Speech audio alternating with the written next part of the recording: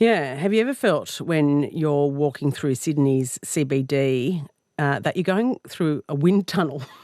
That you might be blown away. Well, Dr. Matt Glanville says that if Governor Arthur Phillip had angled George Street and other Sydney streets 20 degrees anti-clockwise, it could have reduced the effect of the prevailing winds that can turn these streets into wind cannons. Let's meet him and find out how he found this out himself and what we might be able to do about it. Matt Glanville, he is the founder of CCP Wind in Australia, wind engineering consultancy. Hello, good morning. Hello, Cassie. Thanks for having me on the show. Now, you are joining us. Where from? Calling in from Argentina. It's an evening over here. What's the weather like in Argentina right now? Beautiful, beautiful. Similar climate to Sydney. So temperate, a little bit cool at the moment. Fairly breezy, but beautiful day. It's a beautiful city. Well, this is a beautiful city too, but not particularly today, I think. So you're winning on the weather stakes, I think. Now, tell us about how cycling has given you a real sort of clear sense of wind. What's the connection? Well, it's aerodynamics. It's so important in the sport of cycling. We watch it on TV and we can see the cyclists, they're moving quickly and everything, but we can't feel what they're experiencing. The guys in the Tour de France, when they're racing along the open roads, or you can see them all strung out in a line, trying to gain aerodynamic advantage from the lee, riding in the lee of the rider in front. It's a huge influence on the sport. Governs all the tactics of cycling, trying to stay tucked within a bunch. If you're trying to set records, for example, the hour record, trying to see how far you can go within the hour, that the aerodynamics is critical to that. The faster you go, the more the influence of aerodynamic drag cascades on the amount of power that's required to go a certain velocity. So it's key to the sport of cycling. And I took up cycling as a youngster, inspired by movies such as Breaking Away, American Flyers that were popular at the time, probably giving my age away a little bit in the 80s, and just took it up for the love of the sport, but quickly discovered how important aerodynamics was. And it's brought together, this is the two of your skills have been brought together here, because you're also a Masters World Champion cyclist. You're being a little bit humble, you excel at this. And you have a PhD in wind engineering. So these are kind of the two of these things coming together. So when we talk about, the CBD, I mean, this happens all around the world. You have these wind canyons or wind tunnels going through cities. But what makes Sydney distinct? Look, in many ways, it's not distinct. As you said, a lot of climates, particularly temperate climates, experience fairly regularly strong winds, almost on a daily basis. One of the reasons it's windier in the city or the built-up areas is that the towers, they act like giant sails, if you like, the huge facades. And all that wind that hits the facade has to go somewhere. A lot of it moves around the building horizontally, but in cities, a lot of it moves vertically downwards towards the ground. It's what's known as downwash. And this downwash is one of the reasons the cities are so windy. The wind flows down towards the ground, and as it hits the ground, it can't flow through the ground, so it has to race around the building corners at ground level. And as it does, it accelerates and it channels between the gaps with adjacent buildings. And so the result is at footpath level, you can have quite strong, regularly strong winds. Whenever the ambient wind conditions are high, the buildings tend to amplify the winds even further. So the perception is that it's very, and the reality is quite often that it is very windy in some of the more exposed city streets.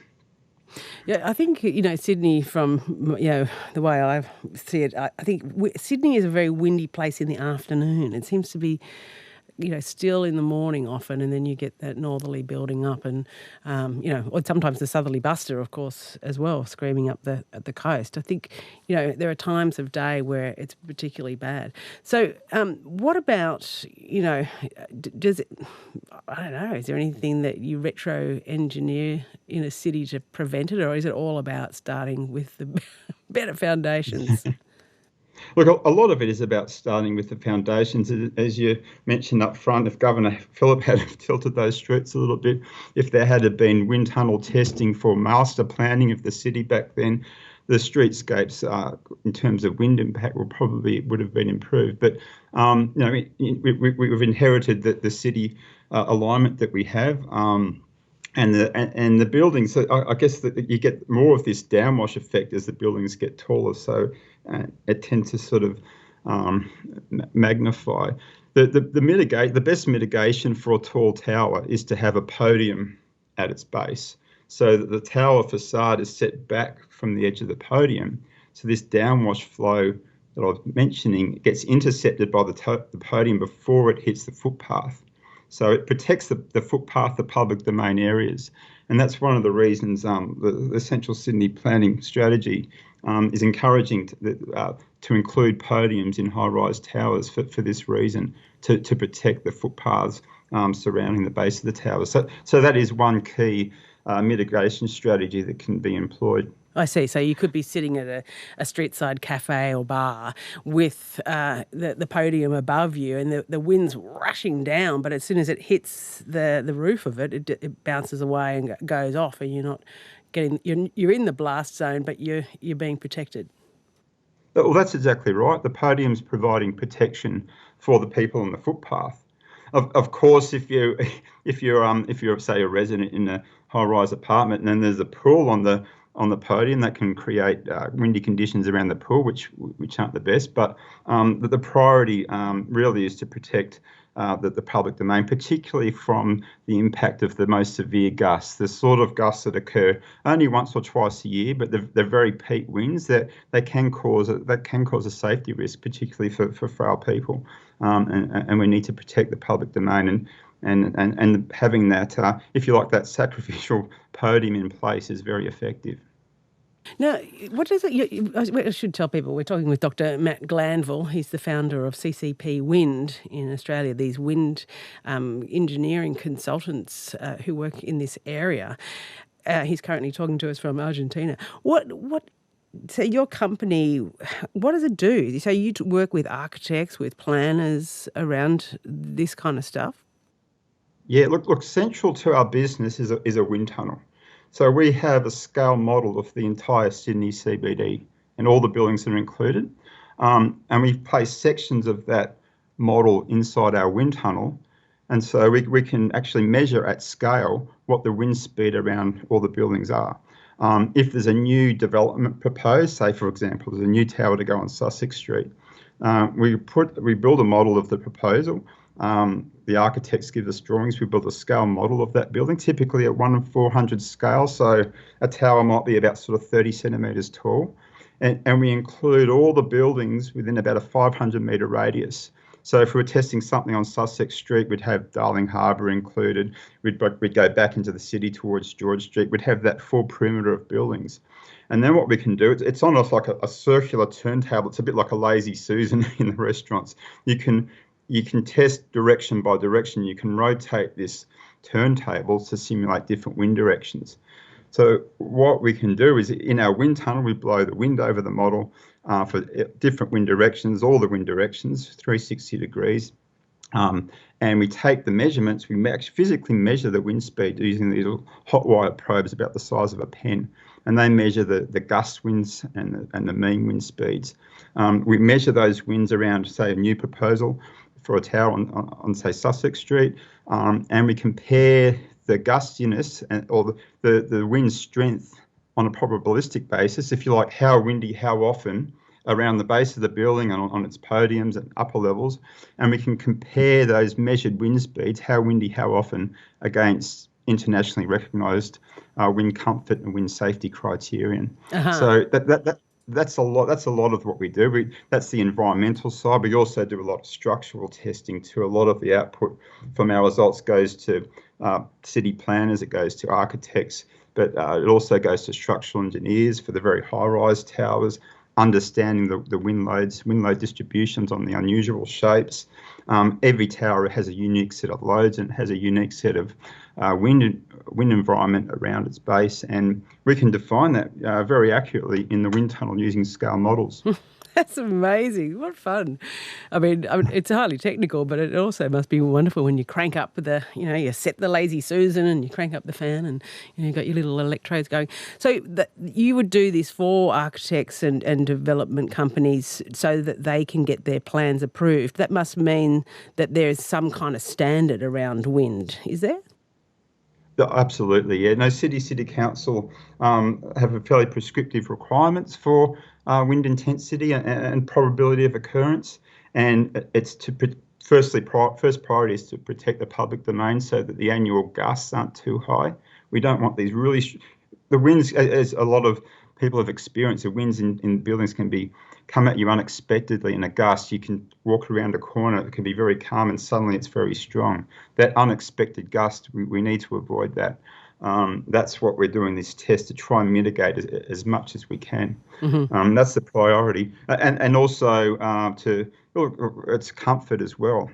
Retail, a lot of al fresco dining cafes, they depend on a calmer environment for their retail trade. So we'll do what we can with the sites a lot of these developments inherit to minimise the wind impacts. Look, just a great question from Anne on our text line. She says, can we harness this wind for power?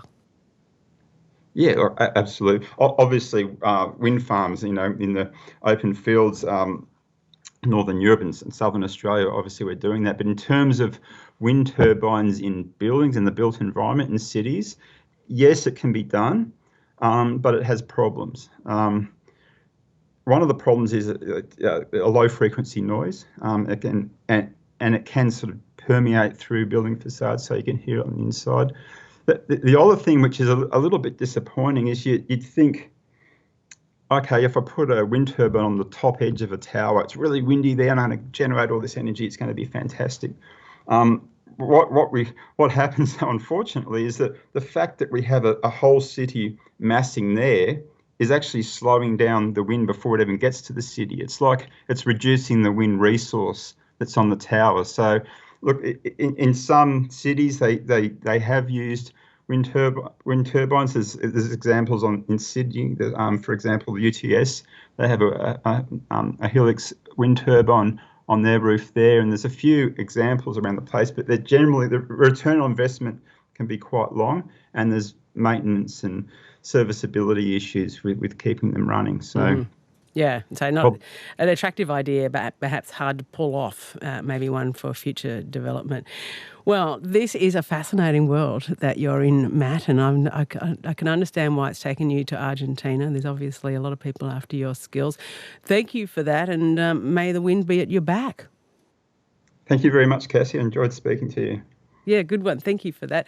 That is Matt Glanville. He's a Masters World Champion cyclist, a PhD in wind engineering, but also the founder of CCP Wind in Australia, which does this really technical consulting around buildings in the city and elsewhere around the world, and wind, and kind of obviously the safety issues, but also the public amenity of them as well.